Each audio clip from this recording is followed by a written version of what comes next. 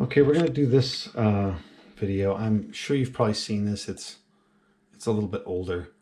It's been around, but just a couple things to cover. I think it jumps right into me riding, so you don't really see the start.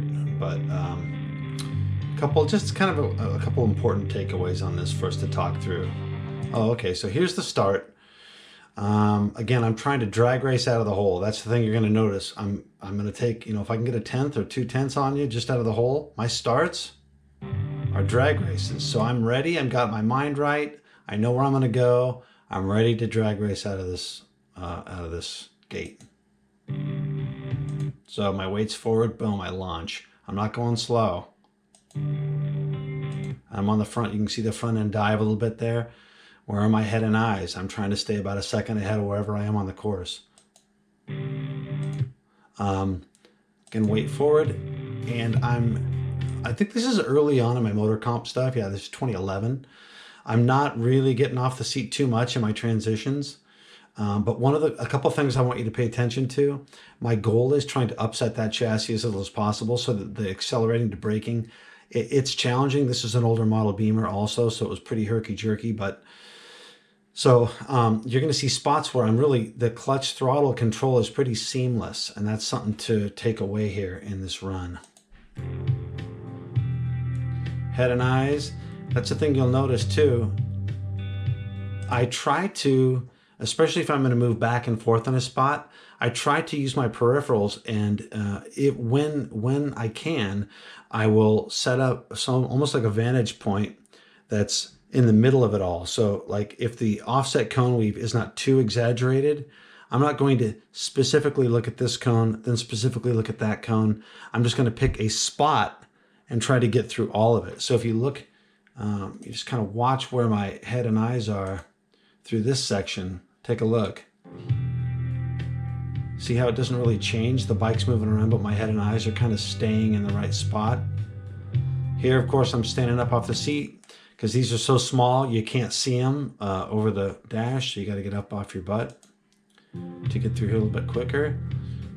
Now I'm on the gas, back on the seat, weight forward, accelerating. My finger's still covering the brake. Why? Because I'm going to be trail braking. Now this section, we talk kind of a lot about this stuff. I'm coming in here at an angle. Remember, I've talked to you about this a lot. So my turn, so you take a look at my bike. It's turning, right? It's leaned. It stays lean the whole time through here. Now I drop in. So this is all one turning movement. We're not going to come through here as a chute and then try to turn. I'm going to take advantage of swinging wide on this side here on the left. You know this stuff. We've talked about it, and I've drawn it and ridden it, so you get it. Same thing, counterbalance, nice and smooth. Stay over the bike. This is the intersection all through here. But my goal through all this is just try to not hop around too much. Try to just keep a nice, smooth, steady throttle on all this stuff.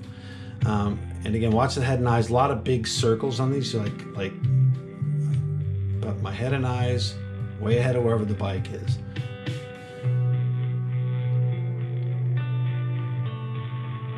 And I'm trying to, in those transitions, just try to stay smooth, because what I don't want to do is lose the front end. But in the sections like this, where I'm going and stopping, it's pretty smooth. And the reason that is because I'm constantly just right like this. I'm just constantly working on clutch throttle, and I'm overlapping those controls.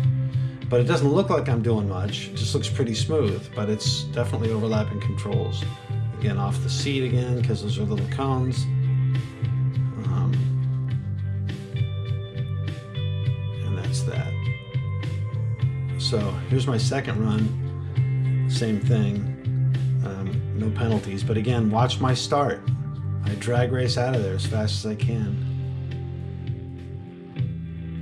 I'm picking up, and we'll get into this. It's a very unique sort of deal as far as when I say I'm picking a spot to look at when I'm diving left and right. Again, that's not only, I don't want to say that's an advanced thing, that's just a course specific thing. It's really only when you have markers on your left and right that aren't too far apart. Essentially, think about a slalom. If you see a slalom skier blasting around like that, they're not going to, they don't have time to focus on each pole. They just blast through them all, and they keep their head and eyes kind of forward. So that's kind of what I'm doing in some of this stuff. A lot of counterbalancing that you'll see. But again, the goal being trying to stay as smooth as possible so I'm not upsetting the chassis.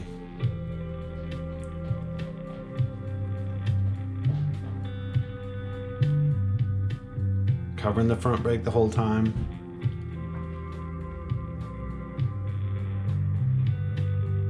Head and eyes. Nice and smooth. Breathe and talk to yourself also. Make sure you're doing that so it's nice and smooth.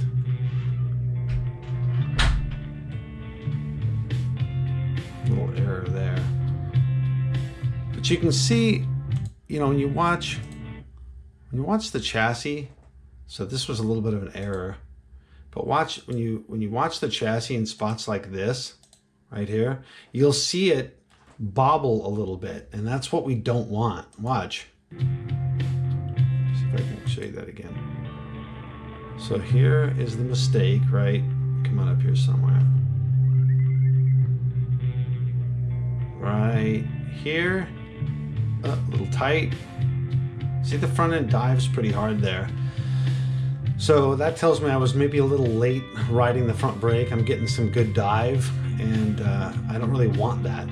But again, here, all this, these little subtle adjustments, I'm overlapping controls through all this stuff, and it's pretty seamless, and it's upsetting the chassis as little as possible. So both of these runs were the fastest of the day. Little wheelie at the end there for you.